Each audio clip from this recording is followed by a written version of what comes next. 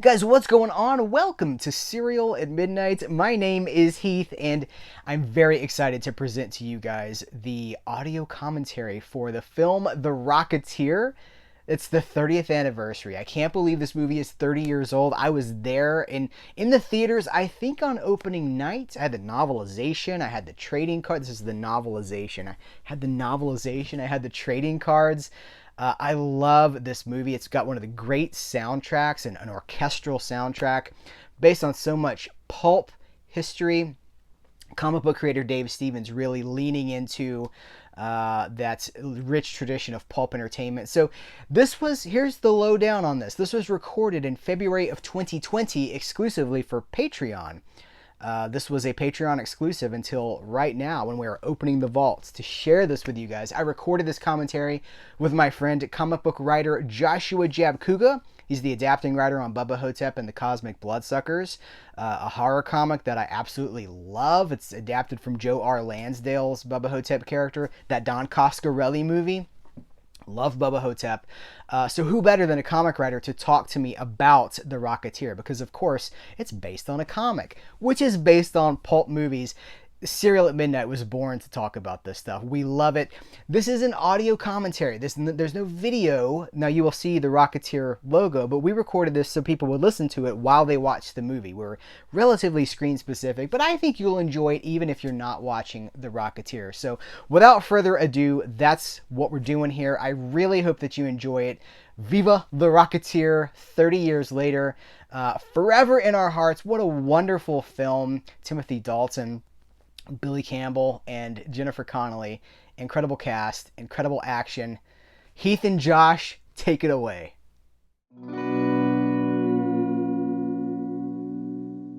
Guys, what's going on? Welcome to Serial at Midnight. My name is Heath, and this is an audio commentary for the 1991 postmodern pulp classic, The Rocketeer. Joining me for this audio commentary is Serial at Midnight contributor, freelance journalist for All Elite Wrestling's official website, Josh Jabcuga. Josh, thank you so much for joining me for this.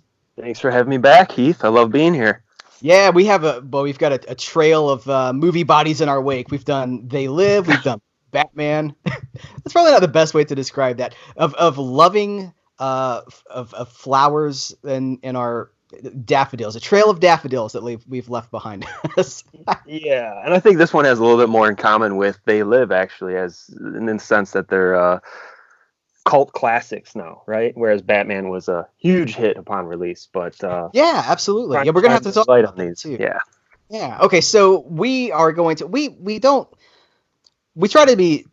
We're watching the movie. That's my point. We're watching the movie while we do this commentary. We're going to hit play in just a minute, and you guys at home, feel free to join us. This movie, as we're recording this, it's on Disney Plus. This is on Blu-ray, so you have multiple different avenues that you can watch this with us. But we're going to count you in 3, 2, 1, play, and then we will hit play, and we're going to watch this bad boy together. So, Josh, are you ready?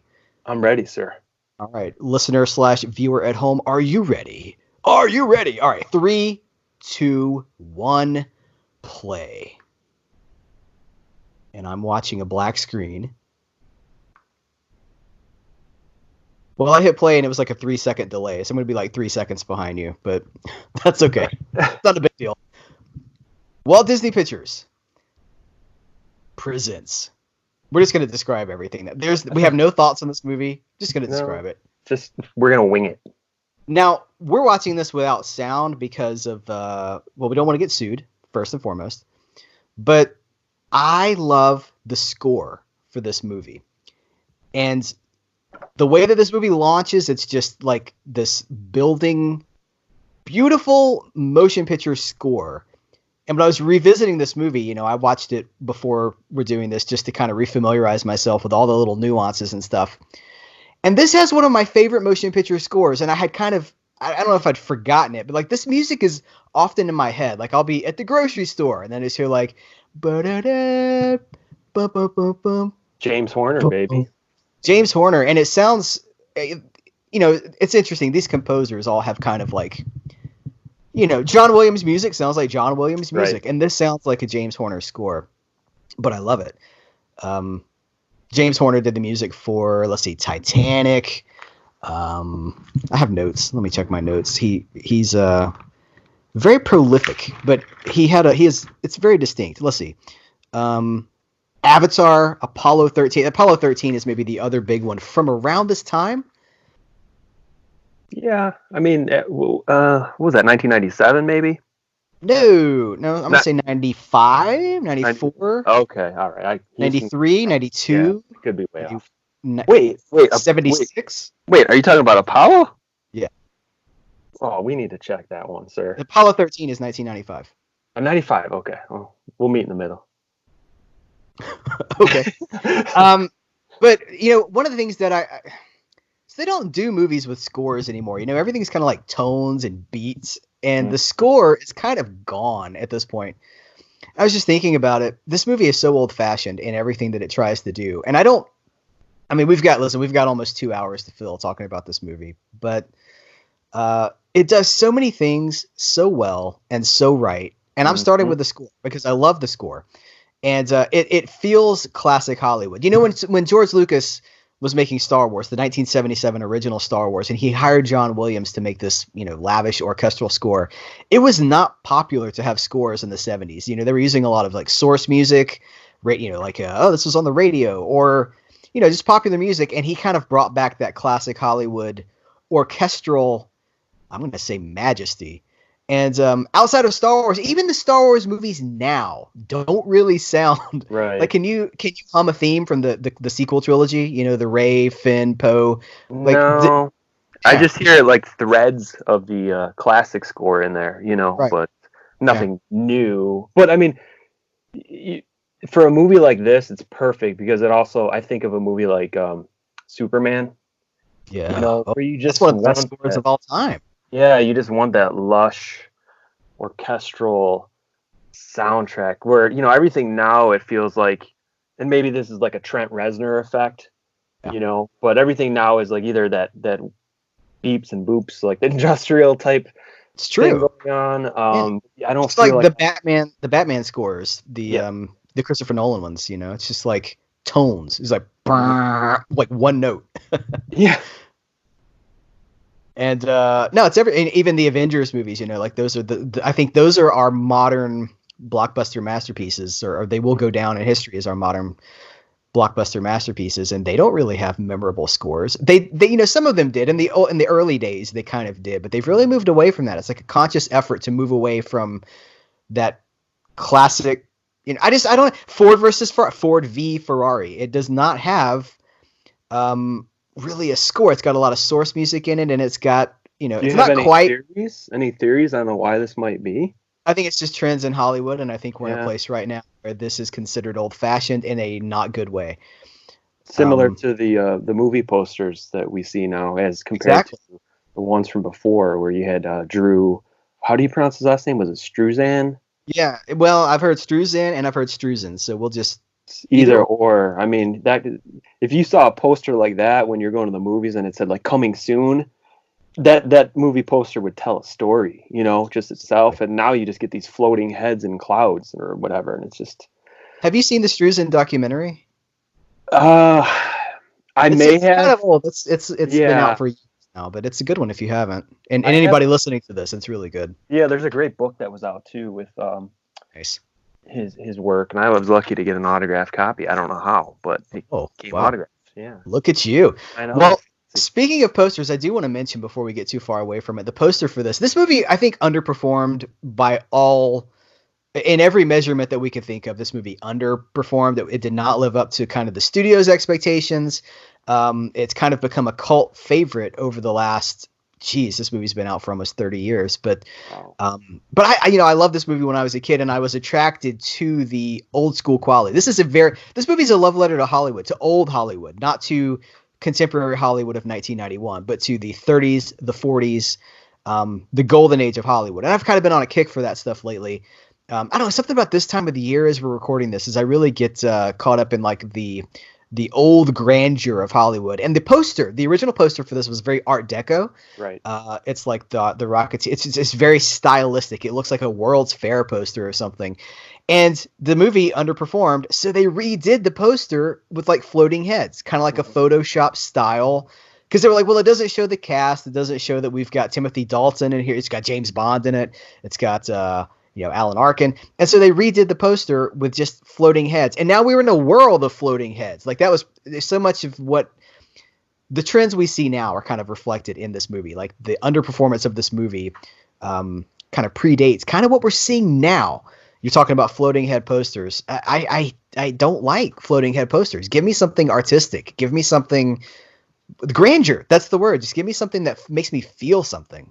Right. And I think it's just if you're going to check all the buckets as far as marketing is concerned and movie making, like that's part of the package is, I want to see that beautiful poster and I want to hear the soundtrack and I want to hear like, why are we it's like we're trimming the fat on so many things now.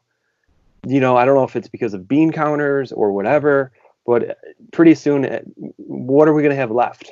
They're taking away all the. Well, I mean, even you look at the physical media releases now, even with the supplements on DVDs. I mean, it's like you're lucky if you get a puff package or a puff piece, let alone a true commentary or behind the scenes. Absolutely. It's funny that you mentioned that too, because the Blu-ray for this, I'm watching the Blu-ray, you're watching the Disney Plus version, and the Blu-ray was the 20th anniversary edition, and it's got a big banner on the top. It's like 20th anniversary edition. It has nothing on it. It's the movie and a full frame trailer. Like it's not even the widescreen trailer. And I don't know, this movie's coming up on its 30th anniversary. Maybe, heaven forbid, could we get a 4K rescan of this? Because this movie looks good on Blu-ray. It probably looks good on Disney Plus too, but it needs a remaster, and it needs some special features. It needs a commentary. The people that were there need to tell their story. So when I watched this again yesterday, and so I saw this actually at a preview. Nice. Yeah, I want to say it was like a week or two before the actual movie was released. It wasn't like a true, but it was just like something to get buzz building. So I remember that screening, which, by the way, it wasn't even packed, but the people that were there were like clapping at the end of it and everything. So I was like, oh man, this is going to be great. And, we know what happens. But when I watched this again yesterday, I was like, this movie it's a perfect Rocketeer movie. Like, you can't do anything better. And I thought of The Iron Giant, and I thought to myself, because I saw that movie when it came out at the theater, and same thing, similar reception, a lot of the Art Deco and a lot of similarities there as well. But what I thought was, I feel like The Iron Giant has gotten more of a fan base over the years, rediscovering it through the DVD release, Blu-ray release, whatever, streaming maybe. And I feel like this movie is still kind of just hanging out, waiting for the rest of us to catch up with it.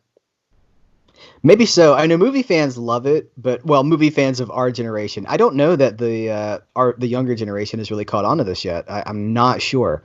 Well, I mean, you can go into a Walmart though, and it's like there's an Iron Giant, not an action figure, but what would you call it? Like an Iron Giant toy or something, a collectible. But there's really which will be reviewed soon at serialatmidnight.com. Look at that. But there's really nothing for the Rocketeer, right? I mean, IDW has put out a series of graphic novels continuing the adventures and one-offs and things like that, but I don't think I've really seen any there was like a Dorbs. I don't even know who makes Dorbs. Is it fun? Some company makes it. It's like they're like 3 inches tall. There's one of those. But they make one for everything. I mean, there's Funko. You can get like a Kool-Aid Man Funko. It's like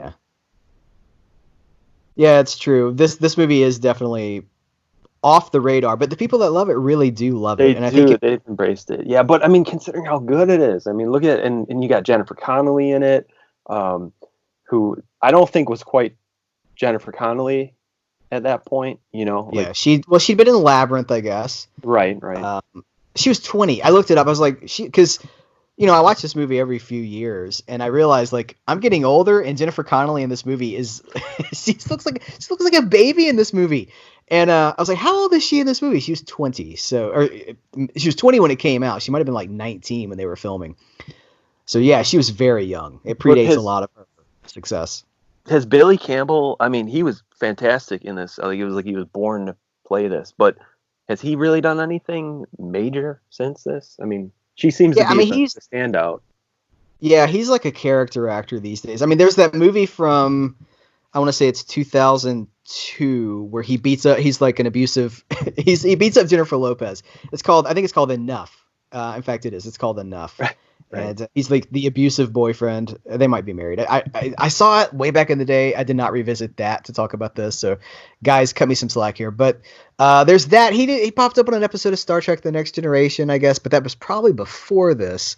He's around. He does stuff, but he's not like a known face leading actor. He's kind of a character guy. He's not selling this movie. I mean, if you were to put this movie out now, you'd be like Jennifer Connelly and even Alan Arkin and there's didn't Alan Arkin win an Academy Award for Little Miss Sunshine? Or if not, he was nominated? He was up there. If he didn't win, he was nominated, I believe.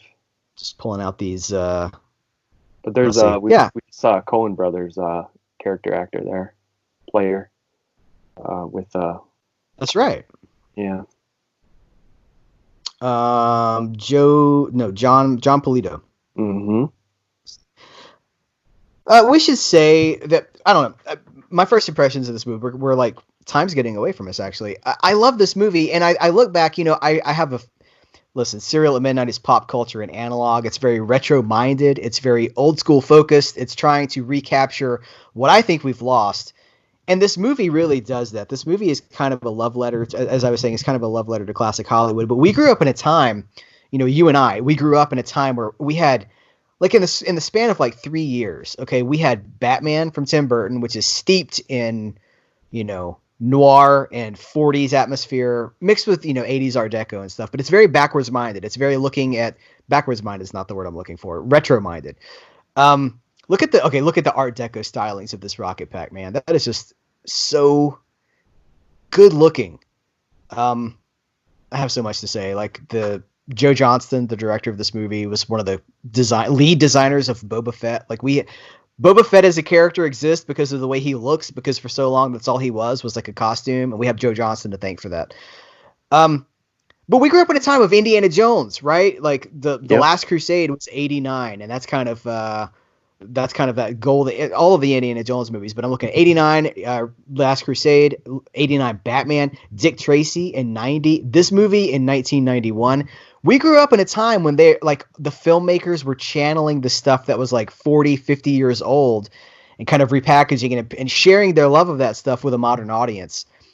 And the scores, the atmospheres, all of that stuff really it's in me. The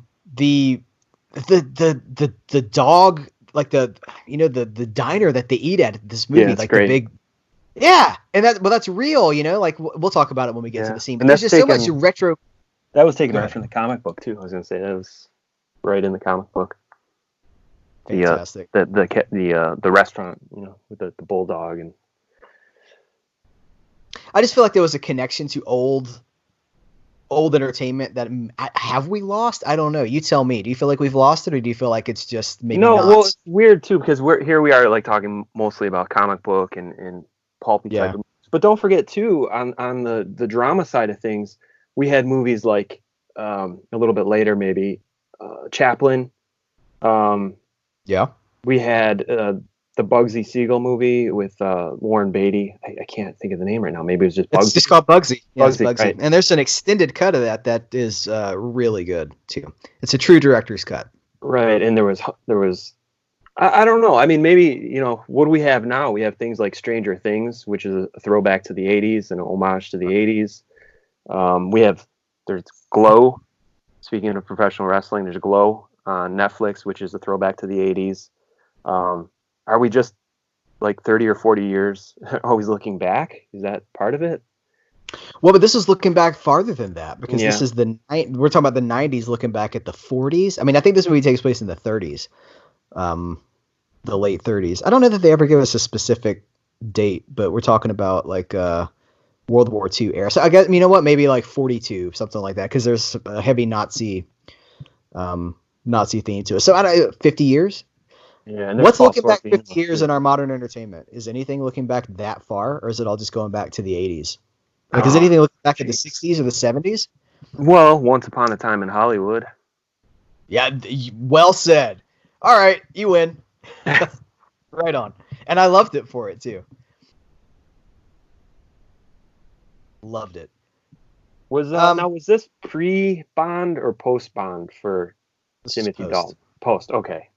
Well, it's kind of right in the middle of it. I'm thinking, what was his last Bond movie? Because they took a break for like 6 years or something like that. Again, people are going to be like, well, actually, they took a break for 4 years and 9 months. But there was a break between Dalton and Pierce Brosnan. And let's not forget too that he was in Flash Gordon, Prince Baron, yeah. right? Let's see. Living Daylights was 87 and License to Kill was 89. So this was a couple of years after that. All right. And there's a line where he says, like, I do my own stunts. And that's kind of because he, as James Bond, he did his own stunts. And it was kind of a big deal at the time. Because Roger Moore did not do his own stunts. Timothy Dalton is great in this movie too. He's so he really sinks his teeth into the role. You know, just being that sort of conniving,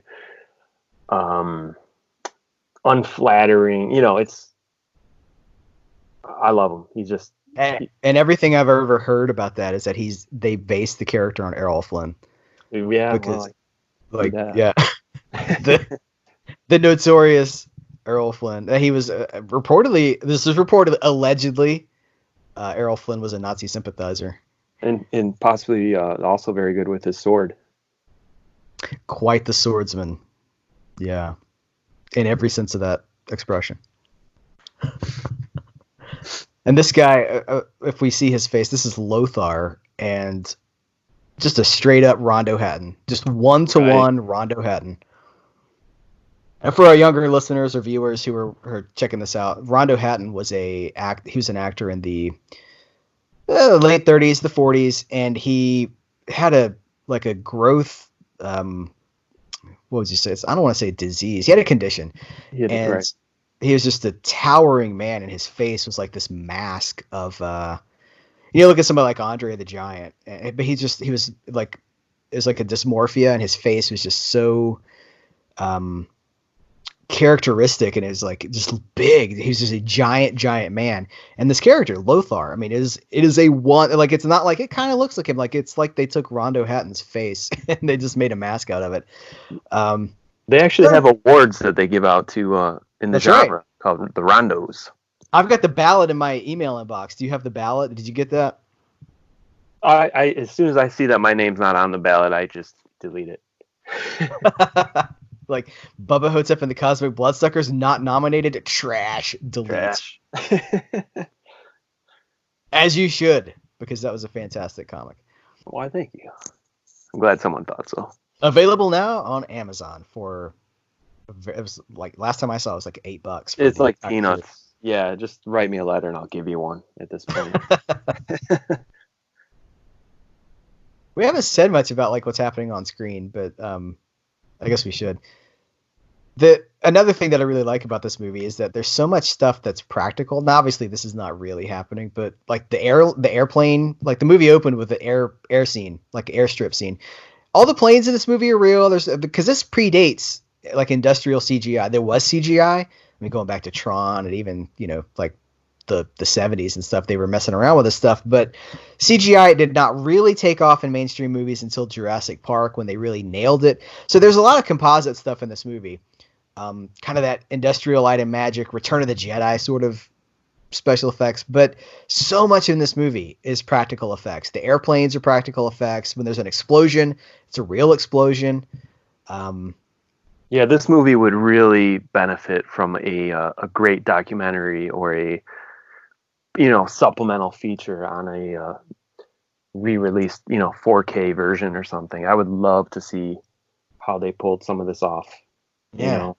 And a lot of the players are still around, so it's like absolutely you could totally do it. Yeah, Disney, if you're listening, we want to know the story behind the story. We want to know. Give us a book. The making of the Rocketeer. Right. Um, were you familiar with the comic book at the time that this movie had come out, or did you go back to it later? Yeah, I can't say I was familiar with it. I mean, if I was, it might have been just in going to a comic shop, and I don't know. I mean, it's weird because it's like maybe it's just because it's so steeped in pulp history, Mm-hmm. the idea of like Rocket Man and things like that. Yeah. But it wasn't like a character where it's like, oh, I know his name I know his alias or who his arch enemy might be or things like that. Nothing like that. I had, Right. for the most part, I would say I went in blind, as did maybe the majority of people, or maybe that's why a lot of people skipped out on it. Yeah, it was kind of obscure at the time, and well, I guess it still is. I mean, those of us who love it. But I don't know that it had. You think of a Marvel comic or something like that. I think even to this day, the collected edition of the original Dave Stevens Rocketeer stories, it's like 144 pages. So it wasn't this massive continuing thing. It's just a selection of, I don't know, what is it, like 5 issues or something like that. But Yeah. Yeah, and it was like, didn't it start as like a backup series as well? Like it ran like a couple issues and a couple pages. I think so, because I know it goes back to the early. I think 82 is where it kind of started out, and Yeah, I it had built it up. here actually. It would probably be good if I actually looked at it. Let's see. It says in 1982, Stevens debuted the feature for Dave Stevens, for which he is best known, The Rocketeer, initially appearing as a backup feature in the second issue of an independent comic. Yeah, so it was a backup feature. He got to start basically as a storyboard artist. Hold on, let me back up, actually. His career in comics began in 1975, assisting veteran artist Russ Manning on the syndicated Tarzan newspaper strip. Stevens went on to toil as a storyboard artist for Hanna-Barbera. He worked on, Filmation. He did Super Friends, the Godzilla Power Hour. Later, Stevens was asked by Steven Spielberg to create presentation boards for Raiders of the Lost Ark. So there you go. Fantastic! Wow, what a resume!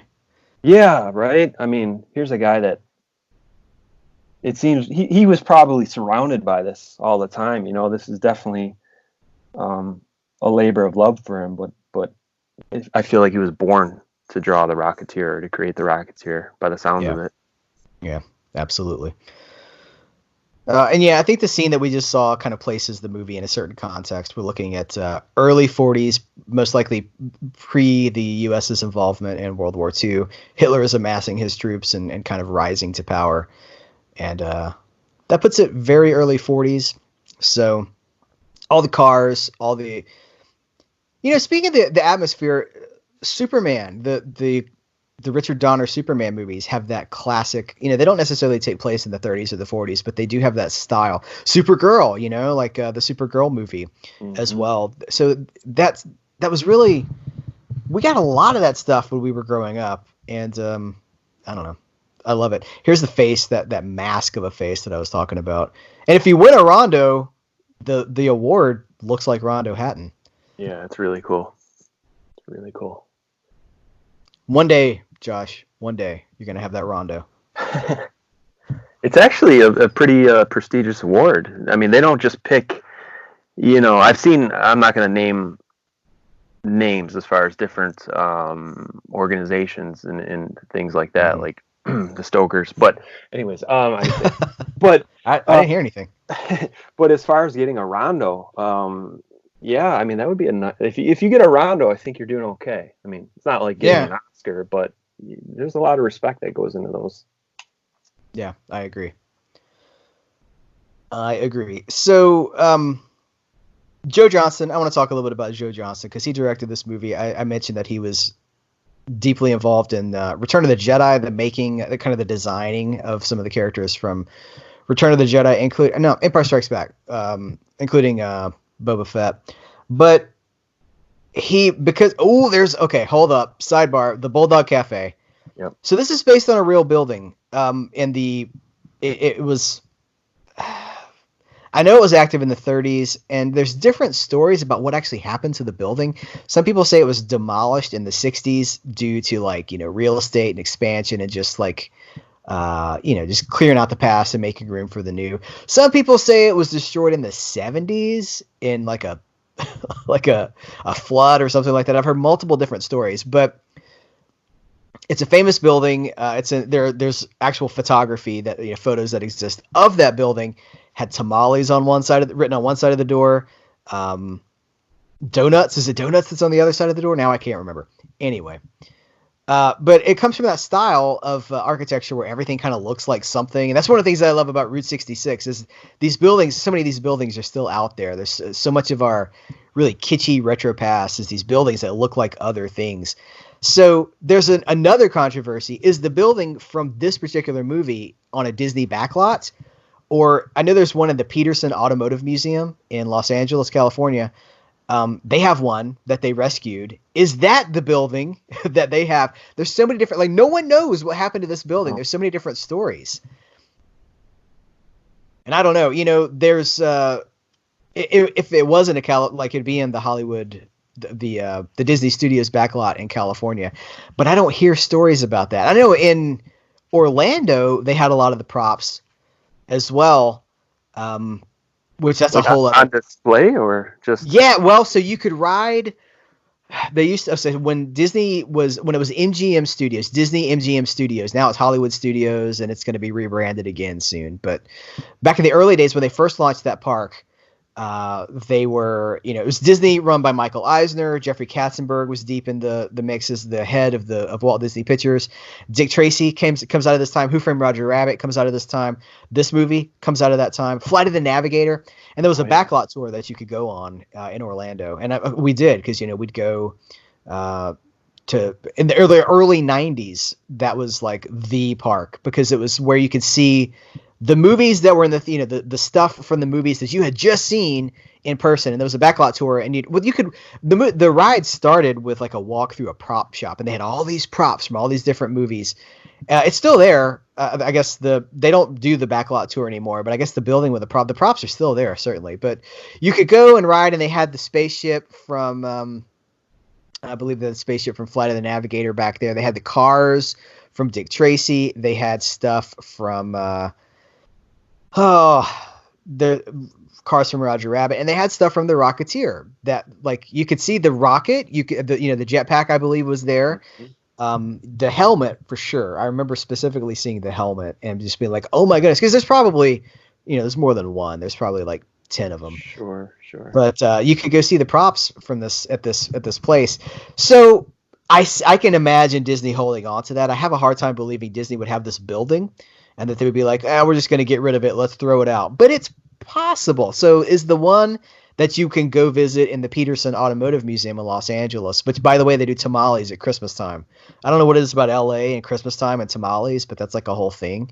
And they sell tamales out of this building at Christmas time. But that building exists right now. If you're in Los Angeles, you can go check it out at Peterson Automotive Museum. And then you can tell us, does it seem like it's the original one from the Rocket? Let us know. Put it in the comments or something. Yeah, I would love to know. I love stuff like that. Just little pieces of history. We need to really save. I feel like, because it's 2020, right? And it's like we're getting further and further away from that golden age of Hollywood. Yeah. And I think a lot of that we really need to preserve.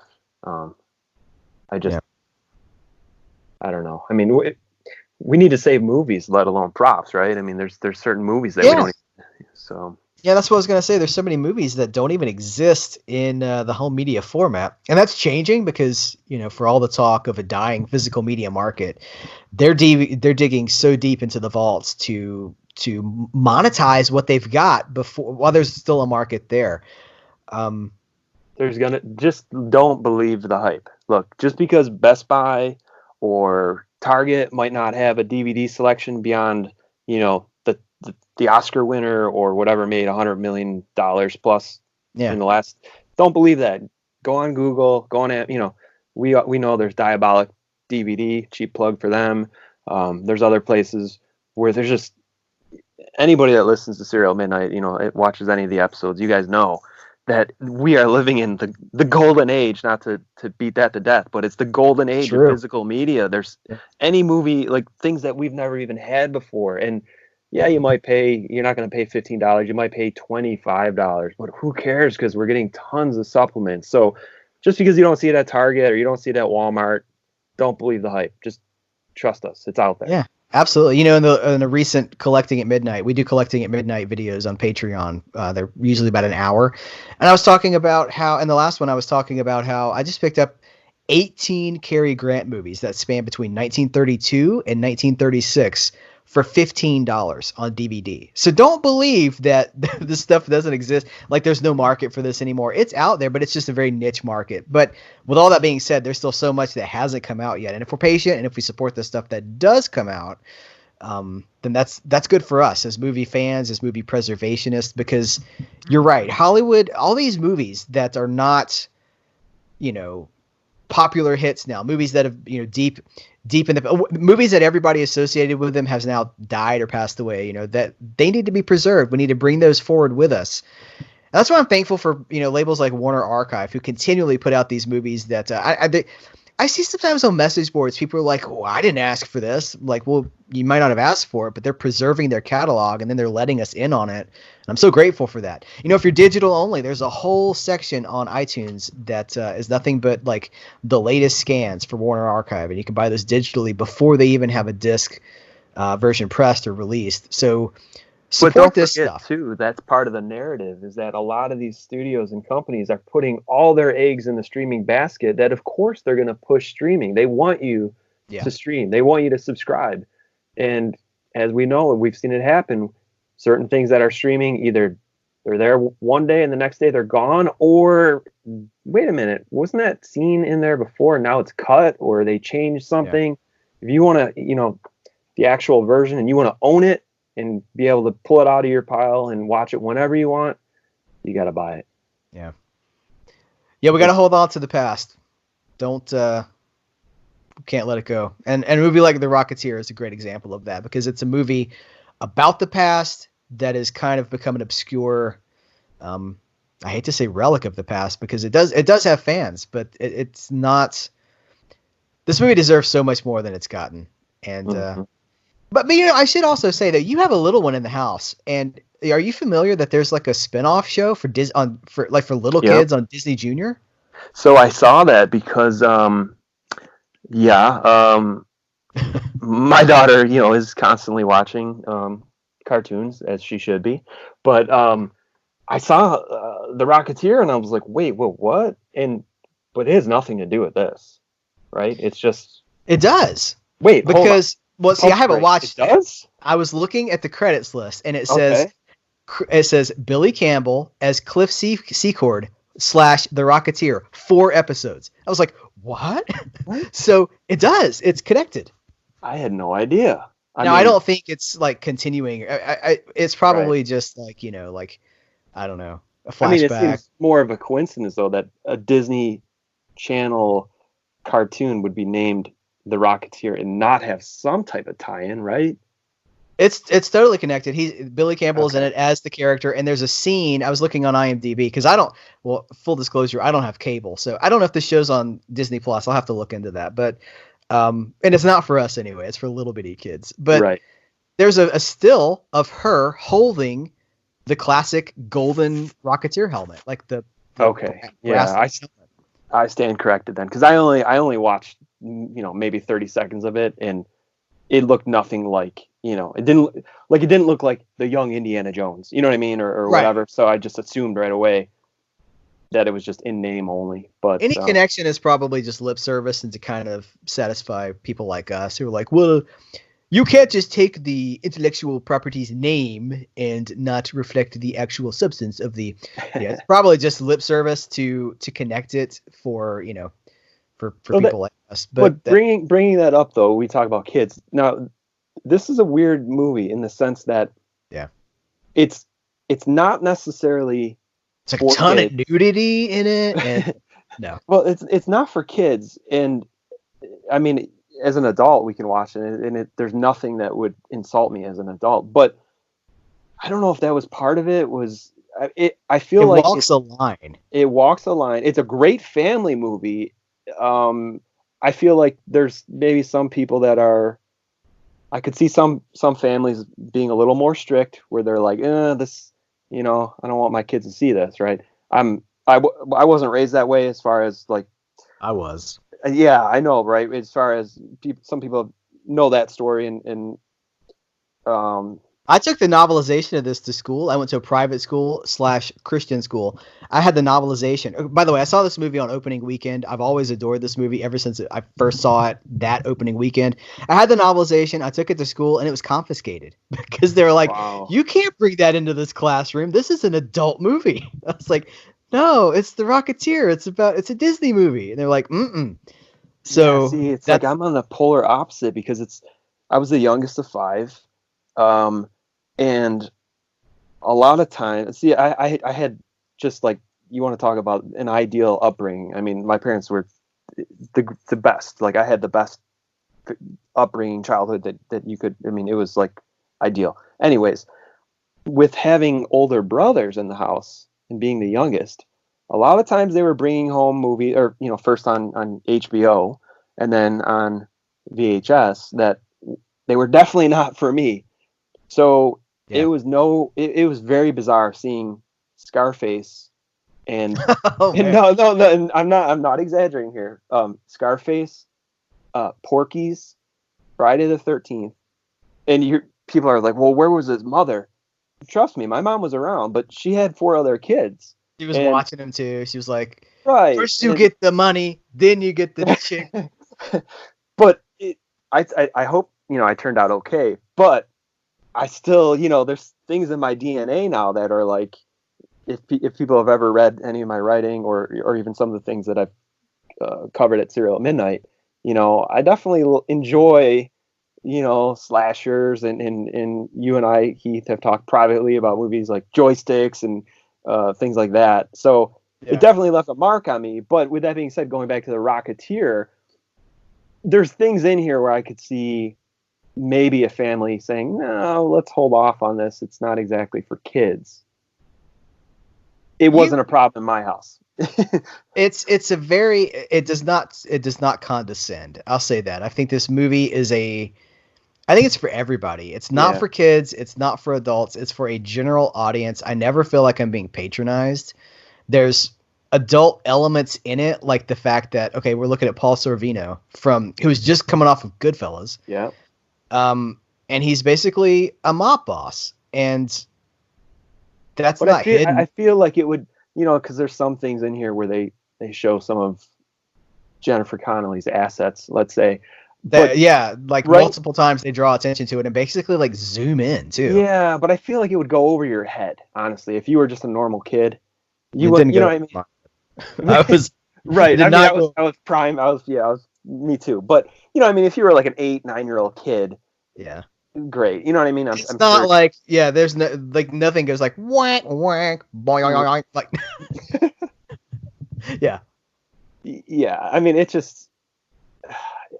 just a perfect movie. Yes. I wouldn't change one thing about this. I mean, I'm gonna read. So here's a clip, not a clip, but an excerpt from Peter Travers' review of this movie in Rolling Stone, and I agree with this so much. It says, "quote, this is all credit to Peter Travers of Rolling Stone." It says, "The Rocketeer is more than one of the best films of the summer. It's the kind of movie magic that we don't see much anymore. The kind that charms us rather than bullying us into suspending disbelief." I think that's perfect. Right on the nose. Nails it. It's a charming movie. It's not a cynical movie. It's not beating us up. It's inviting us to go on this adventure with it. I just love it for it. But yeah, there's really no elements in here. But I mean, it's gruesome, but that was kind of a part of our entertainment at the time too. Is that, Indiana Jones, Raiders of the Lost Ark, a guy's face melts off. Is that movie for kids, or is that? I mean, we all saw it as kids. It's just a different time. It's a very different. Yeah, but when we watched, when we did our first commentary for Batman 1989, I mean, that movie if you had to put Batman side by side with this movie, I would definitely say, if you're going to take a young one, take them to see The Rocketeer if you're on the fence, right? So, but I mean, as kids, I think all of us went to see Batman, or at least saw it when it came out on VHS, or and it So let me certainly ask had you a box question. office. Yeah. Yeah, yeah, for sure. As a writer, when you're thinking about tone, because I kind of just want your insight here. But hold on, this is important. The gum on the hole in the rocket. So you wrote the Mummy spinoff comic book series. What's the exact? I can't pronounce it. Tell me exactly how you say it. It's like Yeah, so that was a tie-in for the Brendan Fraser franchise, Mummy franchise, the because third movie, right? yeah, it takes place between the second movie and then the third movie that had Jet Li in it. It was the Mummy, the Rise and Fall of Django's Axe.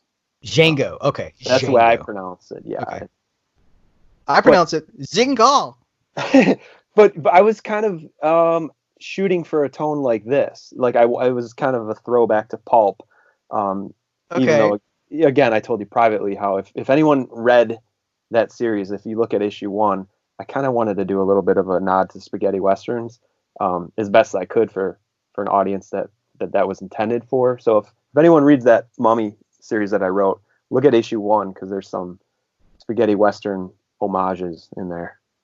Well, okay, yes, and I really enjoy that comic. Thank you. But so here's my question though: you have someone getting now. It's been a while since I've read it. Someone gets caught under a train, I think it is, and like vivisected. Like it's like body parts flying everywhere, right? Yeah. Am I? I'm not imagining that. That happened, right? Yeah, well, I mean, nobody was paying attention when I was doing it. So, It's its own though, but you're going for that pulp cereal yeah. quality, and then a guy just gets like run over by a train, and his body parts go everywhere. It's the way we grew up, man. That's kind of what I'm Right. saying. It's like that's just what was going on. Yeah, and I thought when I was doing that, it was like, what would I enjoy? What would be cool if I was that age, and if I was at the lunch table, the cafeteria, and I'd be showing comic books to kids, what would I want to see? And that was kind of what I Yeah. was drawing upon, with Yeah. that. It was memorable, man. It was like maybe that's the Scarface influence coming out too, with the Right. chainsaw in the bathtub or whatever. Guys, check that comic book out. It's out there. I don't know that is It's out it there. still in print or is it It's you, no, it's not in print. And the weird thing is that was before comics were really going digital. And there's really a lot of times with these licensed properties, there's not an audience for digital. yeah. If something came out and they're like, oh, okay, let's get the rights back so we can make a digital version of it. So if you want that one, which I'm kind of proud of, you actually have to seek out the comic book. Whereas Mhm. like with Bubba Hotep, you can get that, digitally if you want. But and I heard the colors pop. Like if digital comics is your thing, and hey, a lot of people are into that now. But Yeah. I heard the colors are fantastic if you read that Bubba Hotep series digitally. Um, but I always say go with the something you can hold in your hand. That paper Yeah. version. Kill that tree. Do it. It's worth it. Yeah, We'll we grow have more. It's right. fine. We have enough of them. We don't have enough comic books though. I do love digital comics, but there is nothing to substitute the paper experience for me. It pales in comparison. This movie is full of, as I continue with my love letter to Hollywood theme, like so much of this takes place. I mean, the whole movie takes place in California, but like the orange groves and then the Hollywood Hills and the mountains and everything. This looks like, hey, we're in Soarin' over America. We're at Epcot. We're riding Soarin' right now. We're just kind of cruising through. They could have done a Rocketeer style ride at Oh Epcot with man. And they what could were. have I been. mean, these special effects still hold up as far as I'm concerned. Yeah, absolutely, 100%. I'd rather have this than a CGI Rocketeer because here's the thing about CGI, and this is a hot take. This is controversial. There we go. Yeah, Call of the Wild is out now with Harrison Ford. I'm not dating this, but the conversation around Call of the Wild is like, well, the dog doesn't look real. Like the dog is CGI. I don't know. Are we ever fooled by CGI? Ever? Are we ever fooled by CGI? Or are we just kind of willing to go with it in a way that like yeah, they did their best. Like you go back and you watch Jurassic Park, you're like, well, that's CGI. That part's CGI. Yeah, Those it raptors aren't needs. real. I feel like it needs to be a supplemental tool to practical effects. Exactly. It's. I don't know. It's just. I can always tell it takes me right out of the movie. I feel like, and some of it when it's bad, it's like, oof. I feel like I'm watching something from a PlayStation 1. It's just like, I don't care.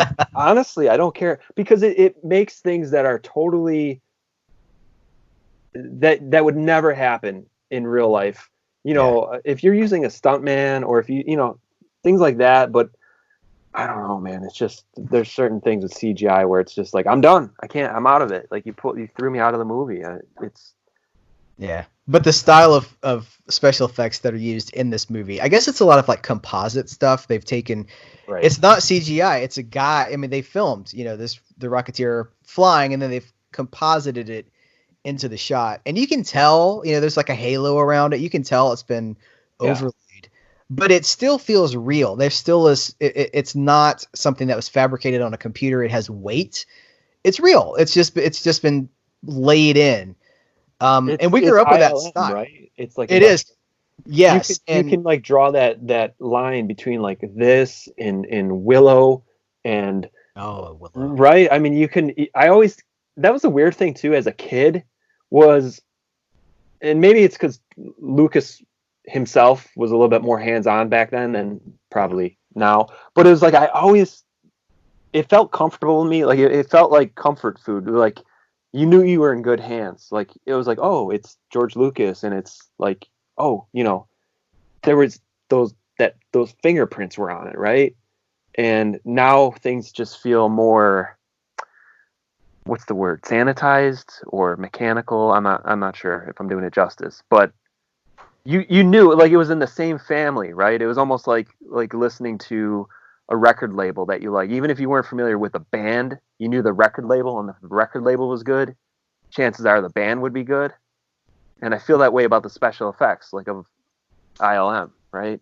Did ILM do the special effects for this? I'm not even sure. I know that they were done by Ken Ralston, who did work for ILM. I'm going to look it up really quick. But I could be way off, but it feels to me, at least in tone, right, that it was ILM. The special effects supervisor was Ken Ralston. He also did this one. There were 2 second unit directors for this movie. Second unit, for those who don't know, like, while you have your main stuff going on, Joe Johnston would be directing, Cliff Secord and the club. So you got a second unit guy somewhere else shooting stuff like maybe what we're watching now. These guys stumbling into seeing the boss of the flying show murdered. Stuff that's not necessarily directly important to, whatever. But Ken Ralston was the special effects supervisor on like all those. You think about some of the best movies of the 80s and the early 90s. I actually have a list here. So Who Framed Roger Rabbit, all 3 Back to the Futures, Dragon Slayer. He worked on all 3 of the original Star Wars movies, Star Wars, Empire Strikes Back, and Return of the Jedi. Different capacity. He wasn't necessarily the supervisor there. Sometimes he was like the camera operator who would take, where they're capturing like a Star Destroyer, he'd be in charge of the camera for stuff like that. But he was there. He was part of the special effects process. And then this movie, Jumanji, he is I think he did Forrest Gump as well. So Ken Ralston was he's a big deal in the special effects world, and he's the guy that was behind this. But I'm going to look up and see if he was with ILM at the time when that was going on. And I want to say Joe Johnston was executive producer on Willow as well. Ah. I could be off. Let's see. But I'm on IMDb right now. Joe Johnston. And didn't he do one of the Jurassic Park movies, now that I think of it? Yeah, he did Jurassic Park 3, which I did not like it at the time, but it's the one that holds up really well for me now, all these years later. Isn't that weird? Yeah. Yeah. Let's see. I'm sorry, what did you say he was involved with, like, in what? I think he was executive producer on Willow. He was associate producer of Willow in 1988. Okay. And of course, while we're talking about, he is the director of Captain America: The First Avenger from 2011, and he got that job because of The Rocketeer. Because they were like, who knows the 40s culture, World War II era stuff, who can bring that to screen better than Joe Johnston? And good on him, because, yeah. He deserved it. Yeah, absolutely. Visual effects on Raiders of the Lost Ark. Let's see. All right, let me get back to... I don't know how I'm going to find that. Visual effects. It's just a bunch of people's names. It doesn't say if they're associated with ILM. Let me go to Wikipedia. Talk to us for a while, Josh. Yeah, I mean, it's interesting because those guys, you don't necessarily hear their names a lot, but they were so instrumental behind the scenes, of making, going back to my analogy or whatever to a band before, maybe these guys were the bass players, or maybe they were, the whatever, mixing the behind the scenes. These guys might not have been the quote unquote director of the film that you like, but they were so influential behind the scenes of putting their fingerprints all over the blueprints of these movies that we grew up watching, and like The Rocketeer. Maybe it didn't do gangbusters business back in the day, but thankfully he had that feather in his cap, and it led to his job on Captain America. So you never know where that work is going to turn up again, having that here we go.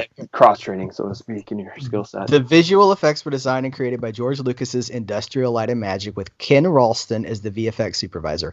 And guess who did the makeup for the Rondo Hatton inspired prosthetic makeup for Lothar? Guess who it was? You're gonna get it first guess, I'm sure. For Lothar? Yeah, who designed the mask for Lothar? I don't know. Tell me. Rick Baker. Oh, geez, yeah. Yeah.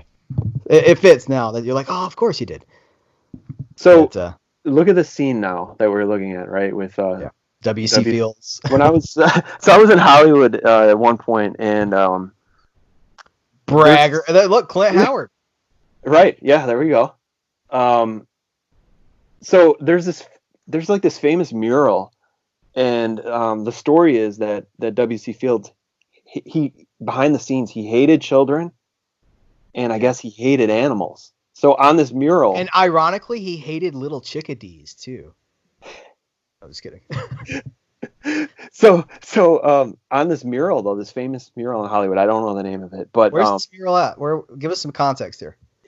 Honestly, is it a street mural? Is it inside a building? No, it was painted on the outside of a building, and it was like one of those hokey, touristy type bus tours that you take. As you do when you're not in Hollywood, and you're like, oh my God, I'm in Hollywood. Like, I got to see all this stuff. And that's where Jennifer Aniston lives.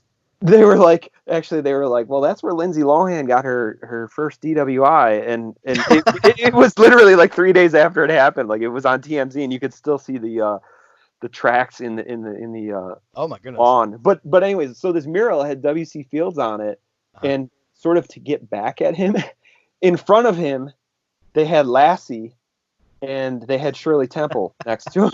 So it was like this inside joke in Hollywood because they knew how much he hated kids and animals, apparently. Is he, now we're off on a big tangent, is he the one that said never work with children or animals because they'll always upstage you? Right, yeah. Which is probably very true, as far as you're working with Lassie or Shirley Temple and you look like W.C. Fields. I'm looking up that trope now to see who said it, who originally came up with it. Yeah, W.C. Fields. Never work with children or animals. Look at that. That's awesome. The little Easter eggs they put in here, though, because they have him in here, and who did we see earlier? Was it Clark Gable? Yeah, he references Clark. Did you know, I read this on IMDb, I don't know if this is true or not, but that Hitler loved Clark Gable, and like he was his favorite actor, and during the war, he wanted... Like he put out a reward for someone to capture Clark Gable and bring him safely to Germany. This is so creepy. Wow. Yeah, it's interesting. It's happened one night. And we also, to put things in context, I probably didn't realize it when I was a kid, but we see Howard Hughes in the film. Absolutely, Terry O'Quinn. Terry O'Quinn. Who was also great in, was it Stepfather? Is that the name of the movie? Or The Stepfather? If you haven't seen it, it's a classic. But of course, most people know him from Lost. Yeah, Lost. But you're bringing up some interesting aspects. So W.C. Fields, Clark Gable, Howard Hughes. This movie is teaching Hollywood history. Because now Howard Hughes is an interesting character in and of himself. Because yes, there's a Leonardo DiCaprio movie about Howard Hughes, but he was So he was an inventor. He was like an aviator, the aviator, but he was also like a film producer. And so I just did a review for Underwater from 1956. I think it is. It's a Jane Russell movie. It's a Howard. No, that's never mind. That is a Howard Hughes. Now, Yeah. Wait. Yeah, that's Howard Hughes. I was thinking it's Howard Hughes. Howard Hughes. Because he had a thing for Jane Russell. Yes. Okay. You bailed me out. I was like, wait a minute. That's not right. As a matter of fact, and to tie that in, there was a deal at, I think it was Best Buy, when you bought the Aviator on Blu-ray. It came with that one movie that he did with Jane Russell. Sorry. The Outlaw? Is it The Outlaw? Or is it? He did a bunch. I can't remember offhand. But anyways, yeah, as a bonus, they gave you this Blu-ray. It's amazing. Yeah. If it was Blu-ray, then it wasn't The Outlaw, because The Outlaw just came out on Blu-ray like a year ago from Kino. Well, no, I mean the actual bonus that they gave you may have been DVD. So okay.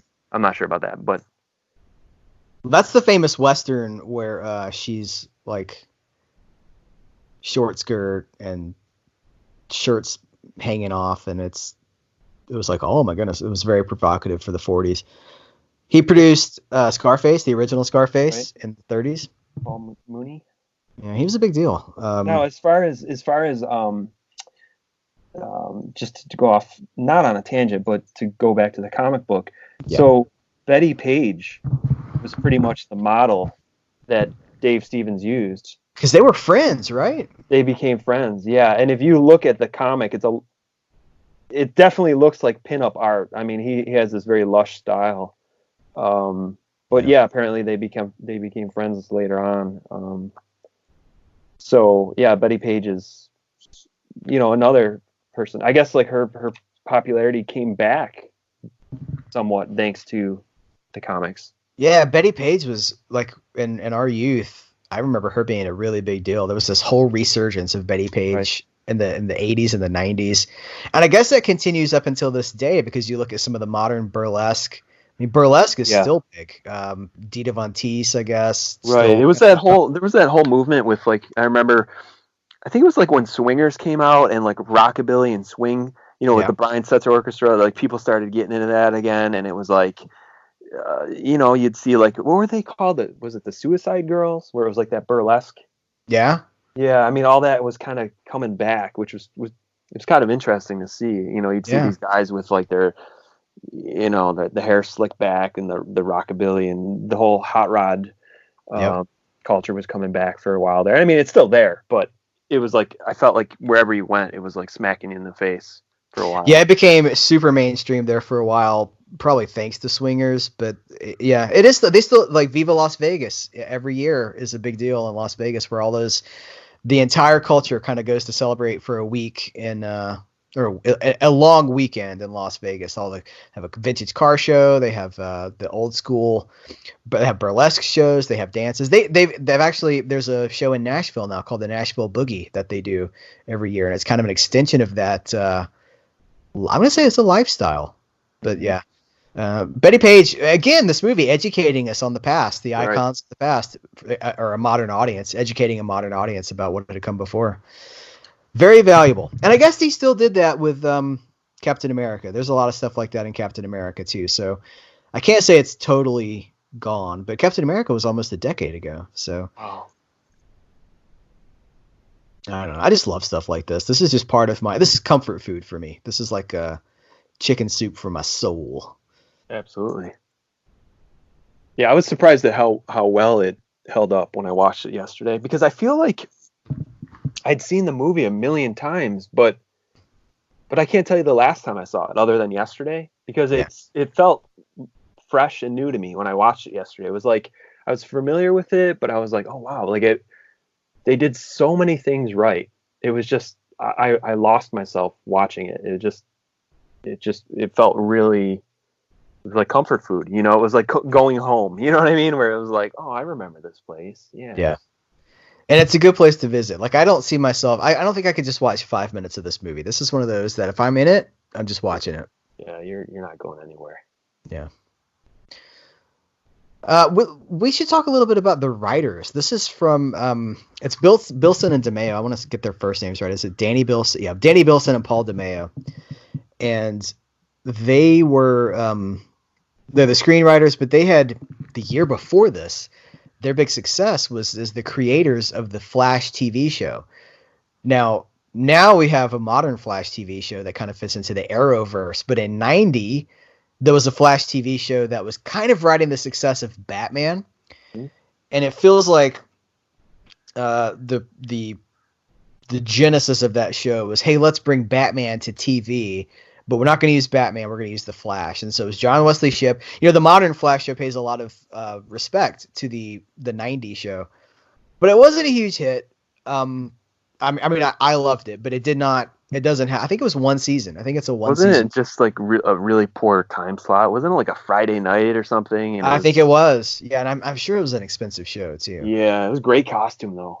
Yeah, that costume was amazing. It was like I guess it was foam, like foam rubber or something, but it was like built, and yeah, I love that. I got that series on DVD. So do I. Yeah. But Bilson and DeMeo were the guys that had been tasked with bringing that show to life. There's the Chinese theater. There's a lot of cool stuff in this. You can see the Egyptian in a shot. A lot of that old Hollywood stuff. This club as well. This is so iconic of like 40s Hollywood. The white suits. I just imagine Humphrey Bogart's in this club in a scene that we don't see. But Bilson and DeMeo had worked for Empire Pictures for Charles Band throughout different parts of the 80s, and they're the guys that did Trancers. I think maybe just the first one. I think they only worked on the first one, and then they have like executive producer credit for like the other 76 Trancers movies. Eliminators, which is one of my favorite Charles Band movies. Charles Band is the guy behind Full Moon. He's had a bunch of different labels, but now it's kind of all housed under the Full Moon brand. And Arena, 1989's Arena, which is someone, we did a video recently. Cable classic. Yeah, I was going to say, it's like a real low budget. People love that movie. And we did a video recently about like what movies deserve Blu-rays, and somebody was like Arena, and I was like, the Charles Band movie, and they're like, yes. I was like, right on, okay. But it's just they were a big deal at the time, coming out of low budget film, and this movie was originally going to be a low budget movie. It was not going to be this big Disney. It was going to be Disney, but it wasn't going to be. I think it grew. In the telling. I think this is a $40 million movie, which is not low budget in 1991. Do you think that the budget grew because they liked what they saw, or the opposite? They had concerns and they started pumping money into it because they thought it needed some extra help? I'm not sure. I'm going to see if I can find anything out on the always reliable, never wrong Wikipedia. Began to consider The Rocketeer as a low-budget film, shot in black and white and funded by independent investors. It was going to be an homage to the Commando Cody series. This was 1986, long before Batman or Dick Tracy or anything similar. I think it grew it says they championed their movie off the success of the Indiana Jones trilogy. I think it just grew in the conception. They're like, guys, there's a market for this. Yeah, but the weird part about it was, again, getting back to merchandising and things like that. I seem to recall like wanting, to look for action figures, and I think the best I saw was like a Bendham, like a bendy guy. Oh, the Bendhams, right? God bless the Bendhams. Yeah, I remember a Bendham, and I was like, what? Where's all this stuff? Like, usually when you had these summer blockbusters, there were toys whether you wanted them or not, right? I mean, in this, I feel like they dropped the ball. Maybe they couldn't get any deals. Maybe there was no one that saw any potential in Rocketeer toys, which I find hard to believe because we've seen everything from, one of, if not the favorite movie that you have is Robin Hood, Prince of Thieves, right? And yep. there were action figures, and of course we saw Dick Tracy action figures, and it seemed like during that time, anything that came out during the summer would have action figures. Going back a few years, there were Rambo action figures, which is insane to think about. But right. Yeah, there's a Rambo cartoon. There's a Rambo cartoon. Now, I did have a Rocketeer tie-in comic book that came with a cassette tape in 3D glasses, and it was at Toys R Us. And just to show you, kind of tie in what we're talking about, it was reduced. No one wanted it, and there was like a whole end cap of them. And my mom had pointed it out to me, and she's like, "Oh, look at this! You know, it's only a couple dollars or whatever." And she got it for me. Man, I love that thing. You would put the cassette tape in, and it had the sound effects and the professional narration, and it was in like a stereo sound. So like when those, they're firing their Tommy guns, you would hear it in your left ear, and then it would come over to your right ear. And the 3D on the, it was like the classic 3D comic book where it's like the blue and the red, and it's like you can't see it without the glasses really. Yeah. But when you put those 3D glasses on, it was great. I don't think I still have it. I wish I did. But then again, how would I play the cassette tape? I don't have a Walkman or anything like that anymore. But yeah, that was a great. If anybody knows what I'm talking about, hopefully there's someone else out there that had it, because it was that sounds really cool. I that'd be worth having just for like nostalgia. I loved it. Yeah, I mean, I must have played that thing probably 15 times over the course of whatever, a month. I would still love to have merchandise for this movie. It makes me wonder though. I mean, I think they did do a sideshow collectible style. I might be wrong. I think that's a thing though. I think they did do like at some point like an upscale for like $400 probably. Yeah, exactly. A Kotobukiya that yeah. But yeah, I don't know. I wonder because I don't think those Robin Hood toys were successful. I mean, they sold and they made them. I don't think they were successful. Right. That would not have factored into this movie though, because Robin Hood just opened 1 week prior to the Rocketeer. But the Dick Tracy figure line as well was a failure, and that's why they sent all those blank figures. Oh, I wanted one of those so badly. I sent them to Canada. Well, that's more complicated than that, but that's the end of that's the short version. Is that the very action figure line didn't sell well? They sent the blank to Canada. Yeah, and if you don't know what we're talking about, just Google the blank Dick Tracy, the blank action figure. Yeah. But I don't know. This was the golden age of that. Like Hook had toys. You would have thought that toys would have been all over the place for this. I don't know. It just makes me wonder how much. I think there's a story behind this movie. There's always there's the story that's told, and then there's the story that's not told. Well, it's like, did they get cold feet? Once it. Yeah, exactly. Are they like, who is it? Maybe they were like, who's this movie for? Is this movie for kids or is this movie for adults? There's no children in the movie, and you got a guy folding people in half backwards. Well, we've seen that happen, though, many times where one regime is high on a movie or it's high on a property, and then something happens, some executives get outed or ousted, and a whole new team comes in, and they're like, yeah, that was the old team. We want nothing to do with this, but you still have to put the movie out, to kind of recoup some of the. So I'm not saying that that's what happened here, but it's speculation. Yeah, it's a tale as old as time in Hollywood. For people who do want to know more about this era of Disney, this is my favorite era of Disney, of all time. I think even consider, like, of course, Walt's era is amazing, but we're talking that's like decades and decades of my lifetime. This is my favorite era of Disney, and it's Michael Eisner at the helm, who's super controversial figure, Jeffrey Katzenberg as the head of Walt Disney Pictures. And if you want more of the story about what was kind of going on behind the scenes, because these are the guys that brought Disney back to life. When they came in the mid 80s, Disney was not in a good place. They were lost.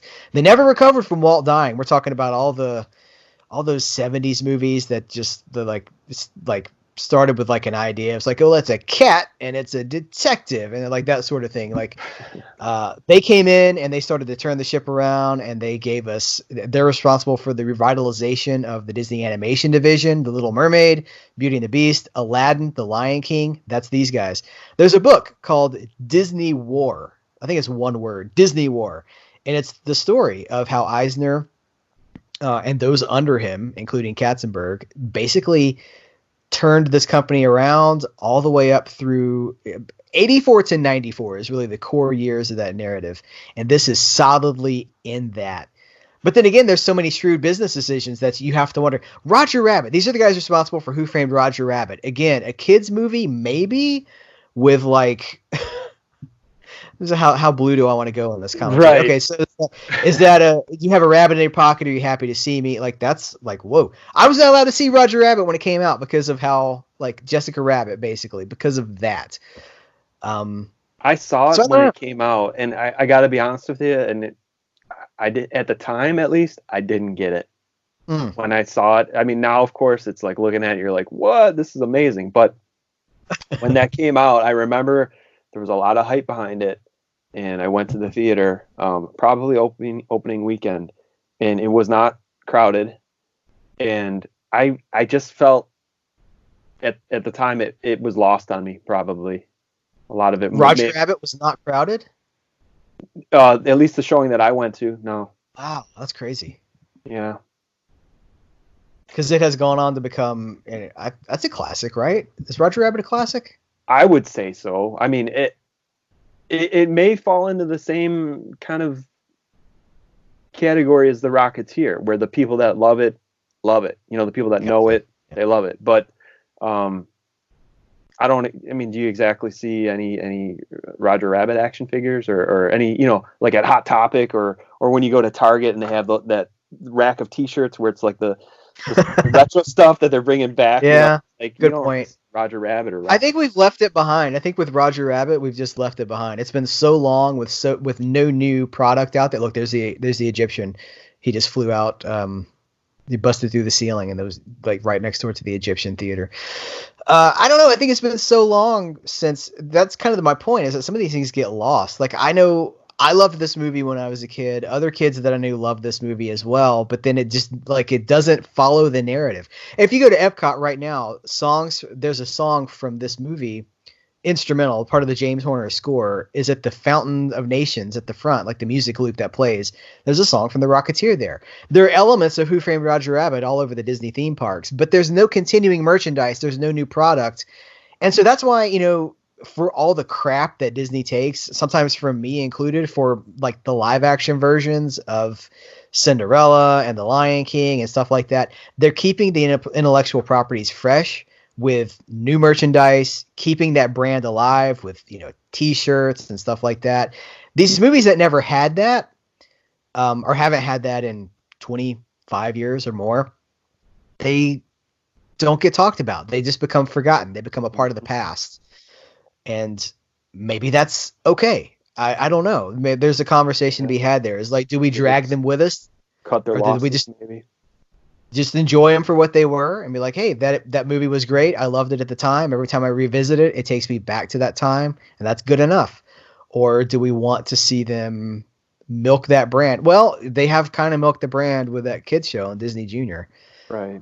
Which, by the way, Heath, the whole putting the handkerchief on Jennifer Connelly with the chloroform on it or whatever, I don't know if that would fly these days. No, that's saying, you know, Dr. Huxtable. Yeah. that one might, yeah. That. Here's the synopsis for the TV series we're talking about, the Disney Junior TV series. It debuted November 8th, 2019, so it's brand new as we're recording this. It focuses on Kit Secord, a 7-year-old girl who receives the jetpack and becomes the new Rocketeer. So that's some continuity, I guess. How many seasons is that? Is that like just reruns now, or is that still current? Well, it just launched a few months back, so let's see. Wait, when did you say? What year was it? November 2019. Oh, 2019. Sorry. Let's see. There are 12 episodes. Looks like maybe season 1 returns. Well, okay, now I'm dating this, so I'm gonna bail. But yeah, it's currently on TV right now. Yeah, I mean, I'm directly connected. If in my house, if it doesn't have a talking dog, a talking cat, or if it's not Star Wars related, surprisingly, it's probably not on my little one's radar, because she's all about the talking dogs, the talking cats, and she's obsessed with Star Wars. Nice. That's a new development thanks to McDonald's, because she saw those Happy Meal toys, and that was her gateway They had those Star Wars Happy Meal toys, and she was like, "Daddy, what's this?" And now all of a sudden, we are binging Clone Wars like it's nobody's Oh, wow. business. That's amazing. Right, and she does not want to miss any episode. We have to go in order. So that's been my winter project is watching the Clone Wars. So toys and tie-ins are gateways for people. Oh yeah, They could have been for this movie too. McDonald's has made a lot of kids into pop culture junkies. But there were no. I don't remember any Happy Meal tie-ins or anything for this movie. I don't remember any tie-ins for this movie. I don't remember any collector cups. Nothing. It's just a Nintendo game, but I don't remember the Nintendo game. Were you a Nintendo kid? Yeah, I was. I was on Nintendo and then a Sega Genesis, and then I kind of went to college, and This looks pretty janky. Oh, there's a Super Nintendo version too. Although I was an arcade kid too, because I'm just a hair older than you, but I spent a ton of time in the arcades back in the day.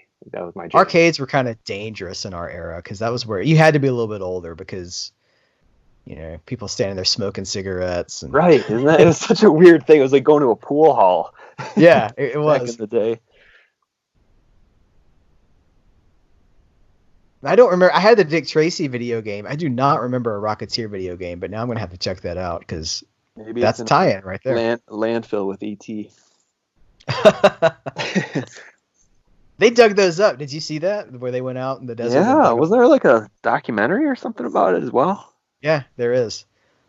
I can't remember what it's called, but Ernie Klein goes out there, the Ready Player One author. Yeah. Here we go. Okay. Kids movie? I don't know. It's definitely walking that line.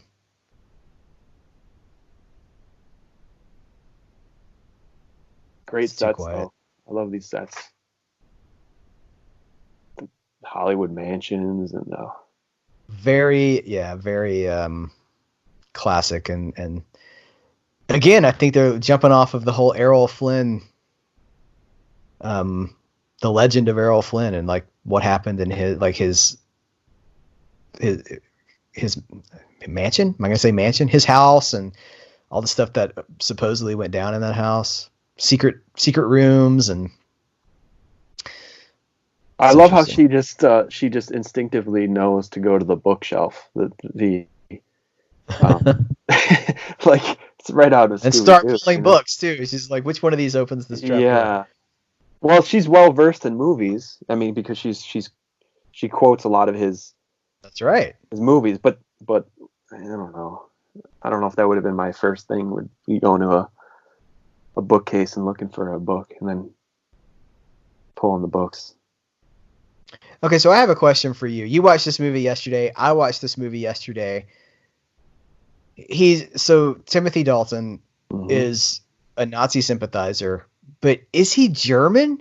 And he's been pretending not to be German the whole time? I was unclear too. Yeah.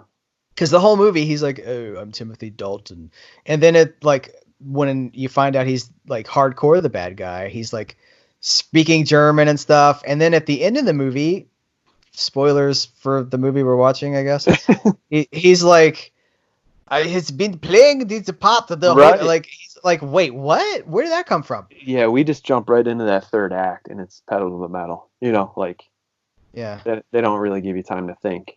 Which is kind of cool because it's a throwback to Pulp, as absolutely, well. Yeah. That's not necessarily a plot hole as much as it's just like not important to what we're watching. That's not the point.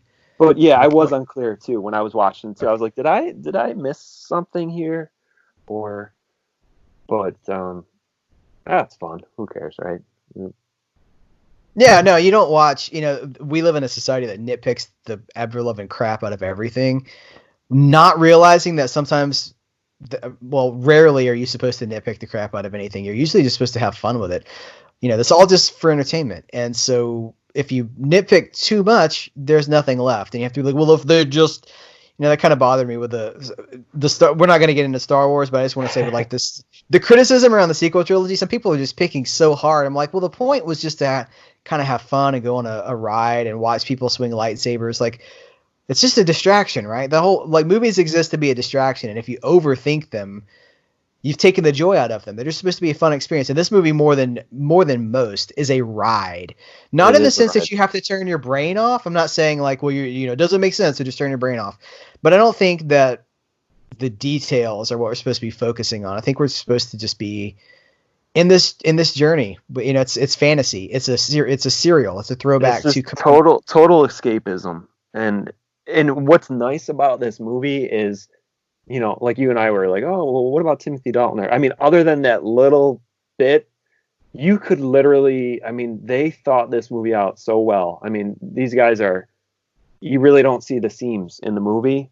It shows you how great the people behind the scenes were as far as putting this movie together, because you can just turn this on and you're forgetting whether you're the first time you saw it, like when we saw it when we were kids, or revisiting it now. It's like I'm a kid again, and it's like there's nothing in there that's slapping me in the face saying like, yeah, you're watching a kids movie, or that's not the point. It's a ride. You just buckle up, and before you know it, an hour and a half or 2 hours of your life, you've forgotten about your troubles, and you're in. You know what I mean? It's just a great experience. And not every movie is meant to be that way. You need some fiber in your diet sometimes, but but this movie is not. It's not junk food either.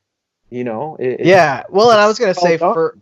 for all of the rah-rah America this movie is very pro-America. It takes place in World War II era America. There's American flags all throughout the climax of the movie, but I don't feel like it's a political movie at all. I don't feel like it's making a political statement. It's just that's part of the wallpaper for where this is taking place. And I don't know, everything's so hyper political now. Like, so would they put people? There's no movie you can make now that somebody can't put some type of angle on it, right? I know. I'd be like, so what would happen now? Would they be like, well, it's when he takes off at the end of the movie by the American flag. It's very pro-Trump, and it's just I'm like, everybody brings so much baggage into this stuff. Baggage, you're right. But I don't feel like this movie has any it does. None of that matters to this movie. It's part of the scenery. It's part of the wallpaper. It's context. This is a World War II era hero, and they're channeling. And I was doing a little bit of research about this movie. Like, the idea of the rocket pack goes back to Doc Savage in the 30s. And then the Commando Cody serial is like a dude with a rocket. There's a lot of serials about guys with rocket packs. Right. So that was kind of a thing. And of course, James Bond had a rocket pack, and there's a James Bond in this movie. Like, I think, is this actual footage that we're watching right now? I don't know, but I love it. It's I think it is. I really think it is. It's weird because you make a movie like this, and even though we're talking about all these cultural landmarks and throwbacks to Howard Hughes and even Hitler, for example, but this movie feels so timeless. Yes, it really does. I love this animation. By the way. Yeah, it's a lot of this movie, and I don't mean just the animation, but it's reminding me of it. It feels like a Fleischer cartoon. Oh yes. It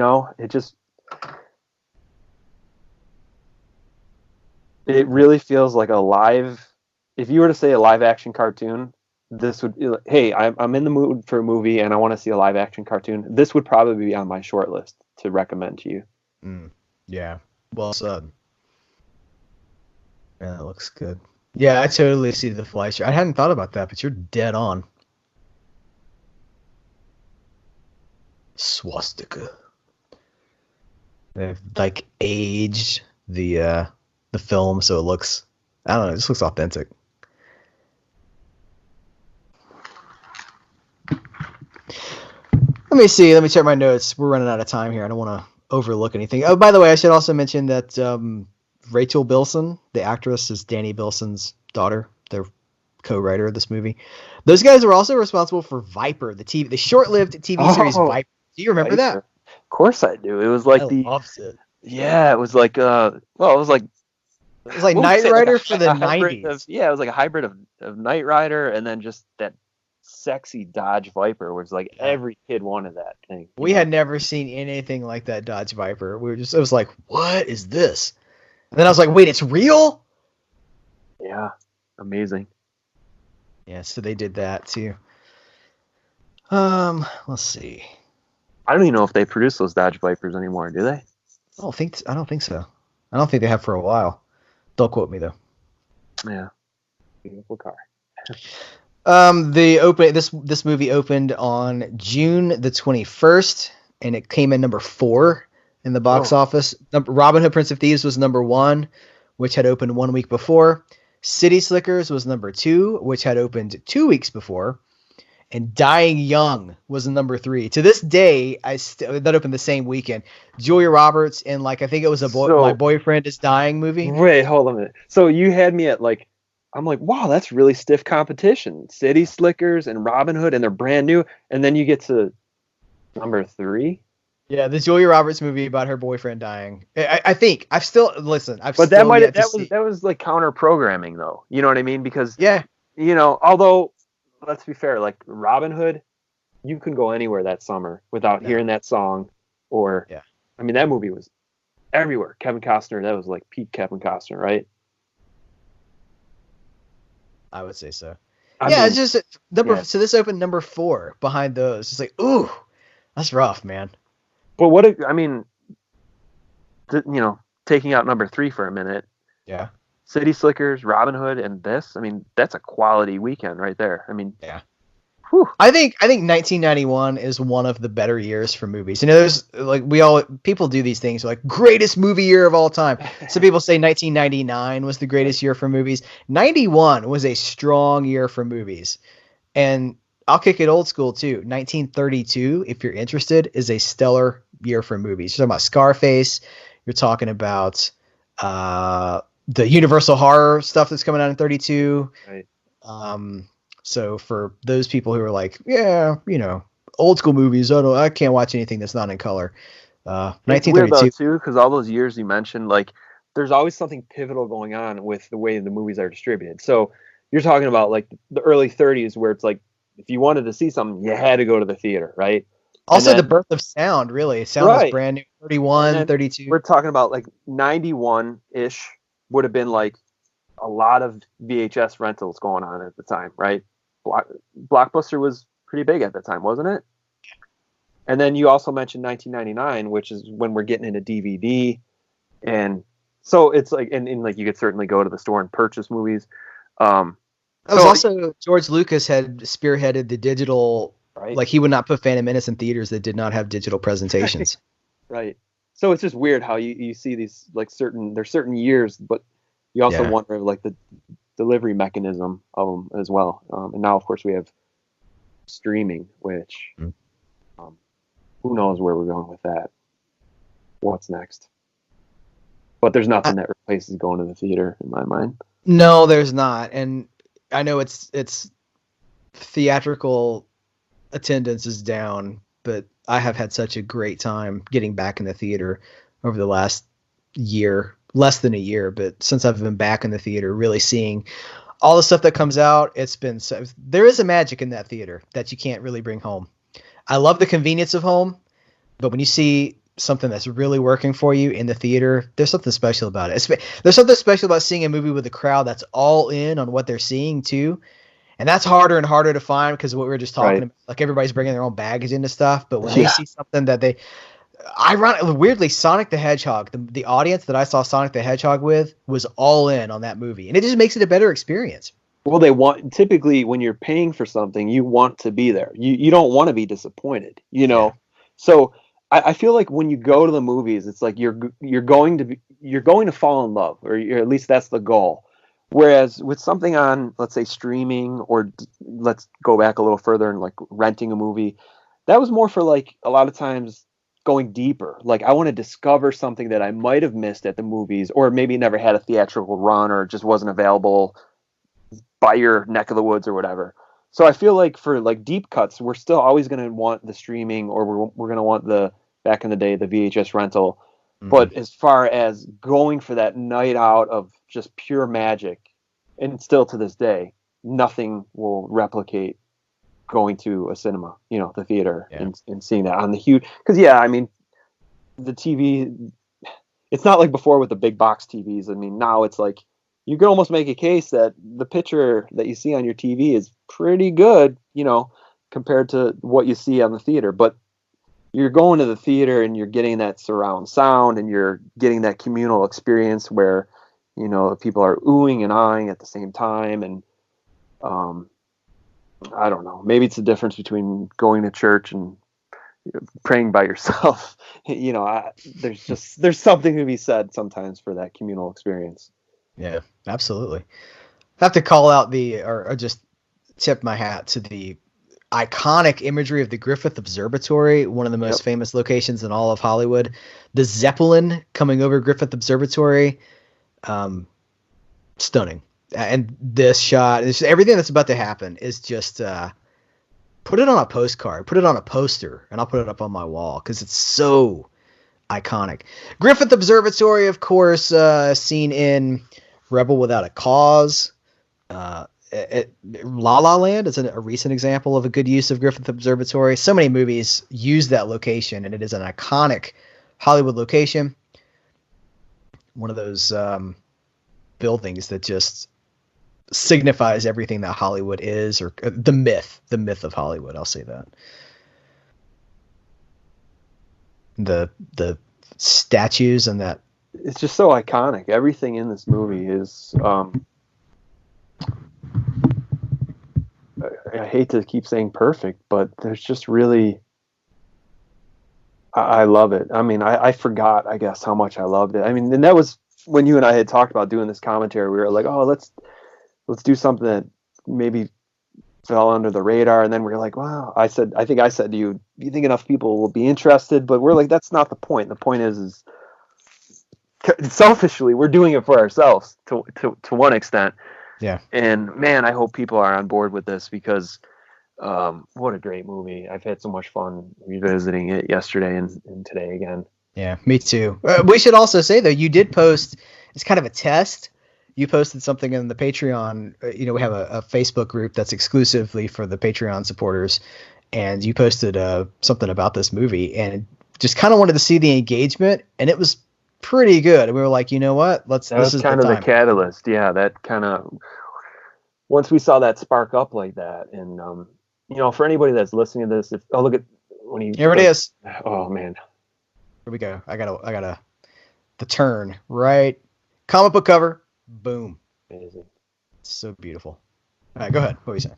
No, I was just going to say, this is obviously getting released on Patreon first to your supporters, Patreon supporters. But if people are hearing this sometime down the road on YouTube, I encourage you, if you want to join the group, the Patreon group, there's so many cool things that you do and that I've been lucky to be a part of too. And a lot of inside stuff sometimes that people will get their hands on.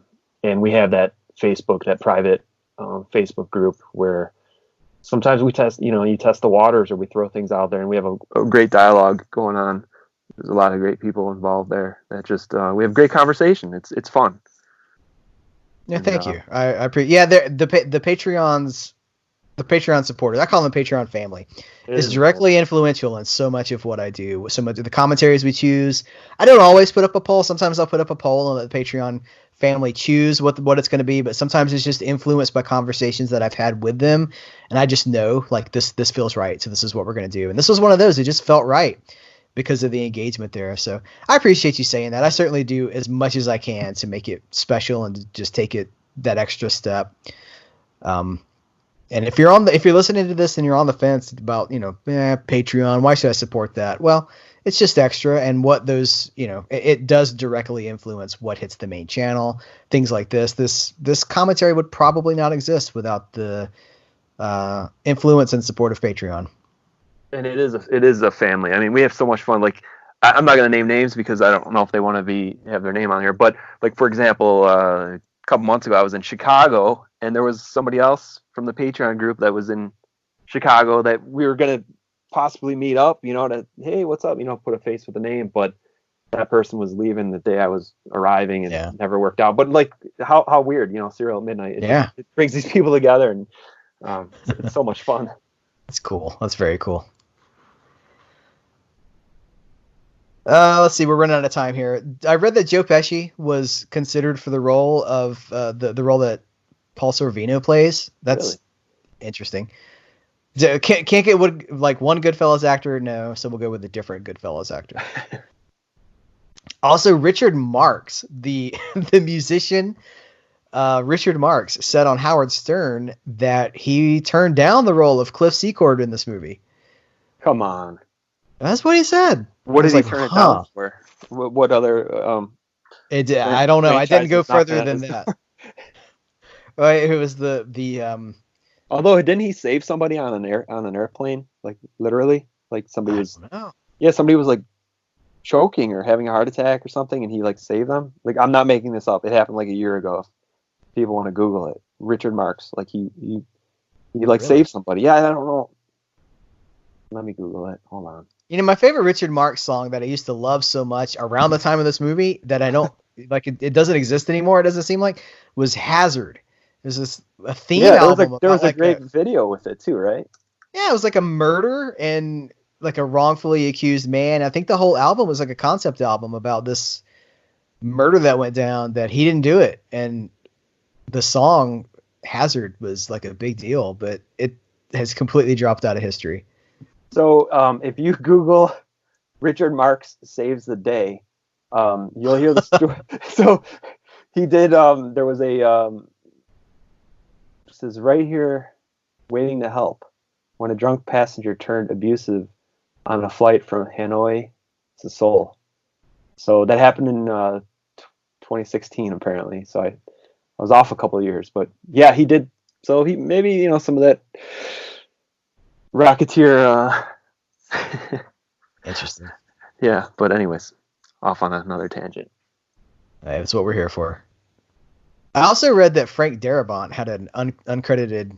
He did some stuff with the script without credit, and that I believe it. You kind of see it, right? Because Frank Darabont is a master at kind of the same thing we're talking about, like channeling old Hollywood influences and just old school. I guess his childhood into, it's The Mist, right? Didn't he do The Mist? Oh yeah, Which is a total 50s throwback kind of talk about an underrated movie. Wow. Yeah, that movie upsets me a lot because of the Marcia Gay Harden, is that her name? The character that super religious, hypocritical character that she plays is so I know that person. I grew up with so many of those people in our lives, and it just sets me off. I can't even stand it. Yeah, and then most of those people ended up going on to The Walking Dead with him. So that's true. Fan of The Walking Dead, go watch The Mist, because you're going to see a lot of the same cast. All right, here comes the big blow up. It wasn't a lie. It wasn't lies, Jenny. It was acting. But he's not German anymore. Is he? As see, my sound's down, but I don't remember the line being, "It wasn't lies. It was acting." Little joke, I'll miss Hollywood, and he says, "I don't think so." And then, boom. There you go. Yeah, wait for it. Falling. Again, not CGI, and he did not miss Hollywood. Lands on the Hollywood. I kind of like that, though. It's cheesy. It's a little bit cheesy for me, like he lands on the land in Hollywood land. And so that's why it's Hollywood now, kids. But I kind of like it now. I like it. It used to be Hollywood Land for those, like Hollywood used to be Hollywood Land, named after. That sign exists because of a land development. It's like a suburban housing development in those hills. And I think it was in 1949, the late 40s, the Hollywood, Commission of Chamber of Commerce. That's the word I'm looking for. They decided to they wanted to rename the whole district Hollywood and drop the land to keep the sign, restore the sign, and make it a celebration of Hollywood and not a particular land development. And that's the history of the Hollywood sign. And there's also the Hollywood Land movie that I think it's coming out via Kino Lorber on Blu-ray. Is it really? I haven't heard that. Yeah, it was just announced. So hopefully when people are hearing this, it'll be out. I love that movie. We love Kino Lorber too. Yes, we do. Although my wallet doesn't. Yeah, it's the woes of the physical media collector is that we have access to all this stuff, but it's not free. That's a pretty great shot right there. Considering no CG, it's just like it's real flames, probably a real Zeppelin model composited into an actual shot. Fire. Cut to oranges. Hollywood. Love this building so much. I wonder if this is on a t-shirt. Ice cream. Tamales and ice cream. I said donuts. There It's you ice go. cream. Yeah, is that right? I could Um, go for any of those right now. it's always time for tamales and ice cream together.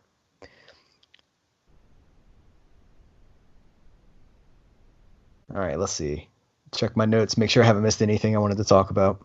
No, just real quick. Well, sorry to interrupt you, but had this movie been a blockbuster, would you have been okay with the sequel?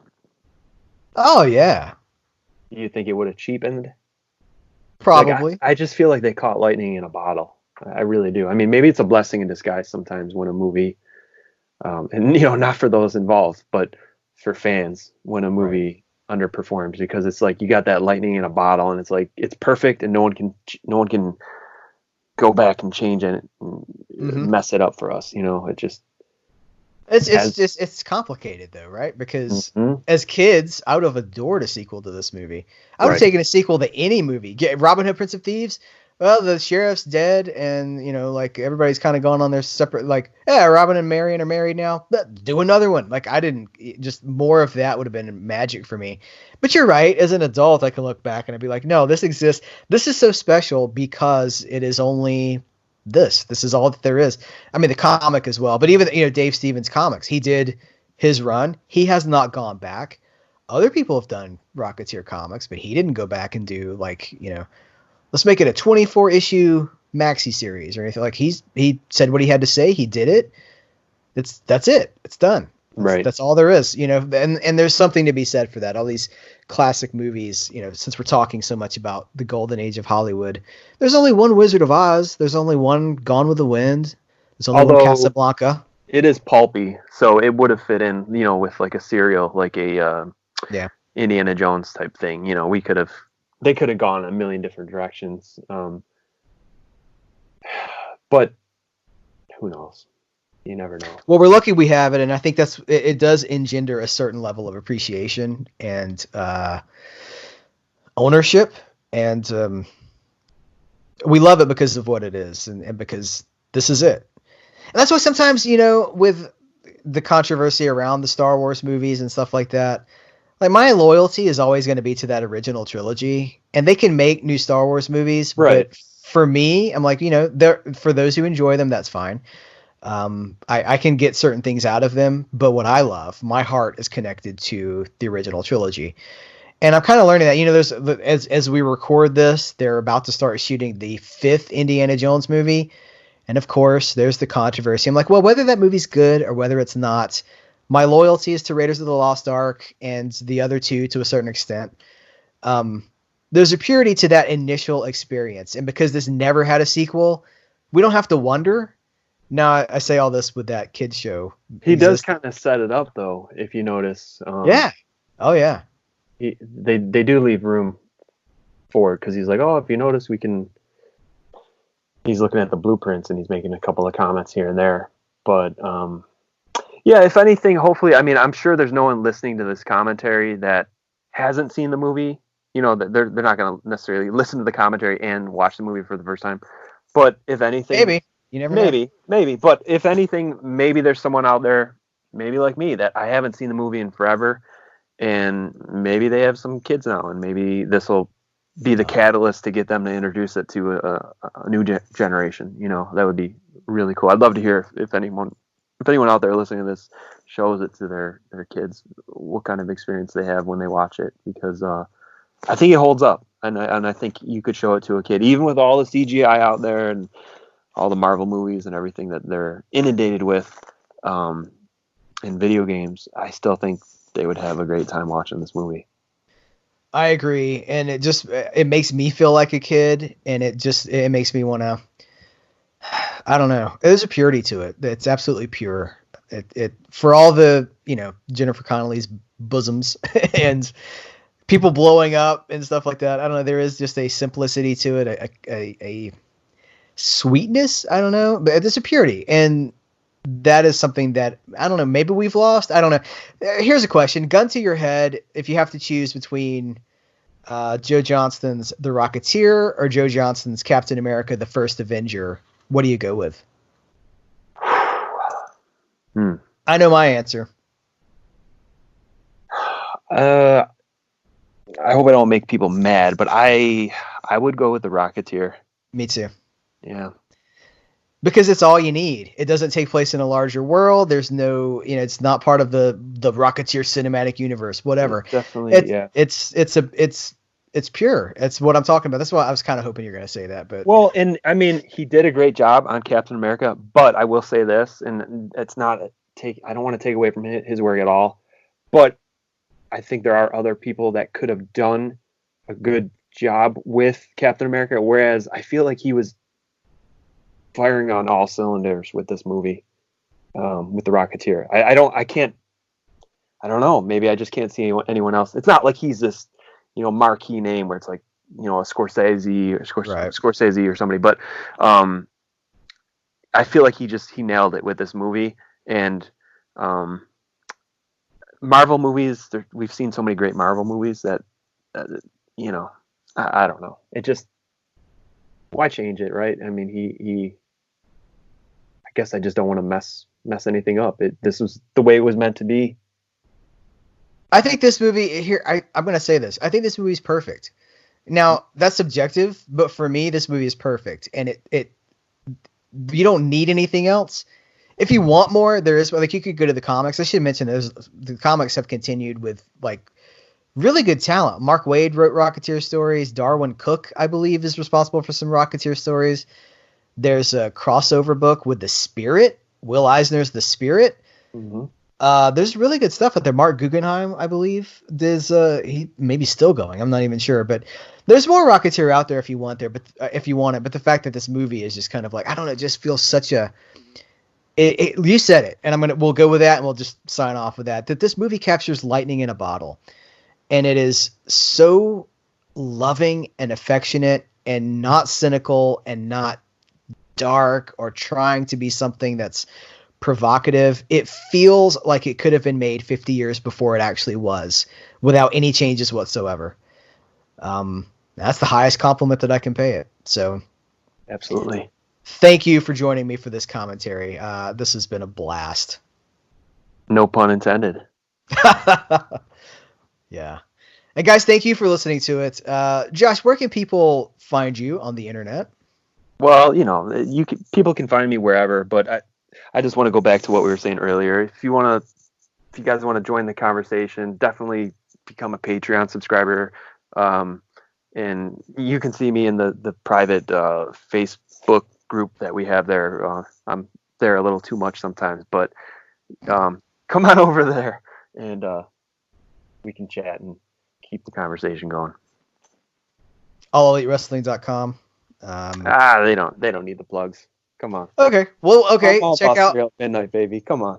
Bubba Hotep and the Cosmic Bloodsuckers trade paperback. The Mummy. What was it? The Mummy, the Rise and Fall of Django's Axe, and Scarface as well. I did a Scarface prequel. Yeah, I haven't read that one. I got to read the Scarface. It's so interesting because you were talking about growing up with Scarface in the house, and then you wrote a Scarface comic. You never know if you set your mind to things where they'll take you. It's amazing. Well, thank you again for joining me for this. This has been so much fun. Yeah, I've had a blast too. Thanks for having me. Guys, let's keep the conversation going about The Rocketeer. What do you think about this movie? Let's just talk about it. Let's keep it going. Thank you. Take care. And until next time, we will catch you later.